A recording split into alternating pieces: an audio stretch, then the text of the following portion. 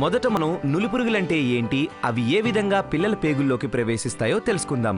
నులిపురుగులు తీసుకునే ఆహారంతో పాటు పేగుల్లోకి ప్రవేశించి రక్తంలోకి చేరాల్సిన పోషకాలను అవి పీల్చుకోవడంతో చిన్నారులు రోగాల పాలవుతారు. పిల్లల్లో సాధారణంగా 3 రకాల నులిపురుగులు కనబడతాయి: ఏలికపాములు, నులిపురుగులు, కొంకి పురుగులు. ఈ నులిపురుగులు పరిసరాలను పరిశుభ్రంగా ఉంచుకోకపోవడం వల్ల, బహిరంగ మల విసర్జన చేయటం వల్ల వేగంగా అభివృద్ధి చెందుతాయి. సంక్రమణం ఉన్న పిల్లలు నులిపురుగుల గుడ్లను తమ మలంతో నేలను కలుషితం చేస్తారు. ఈ గుడ్లు నేలలో లార్వాలుగా వృద్ధి చెందుతాయి.